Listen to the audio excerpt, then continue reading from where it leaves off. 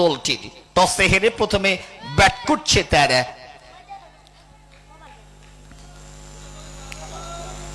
আলামিন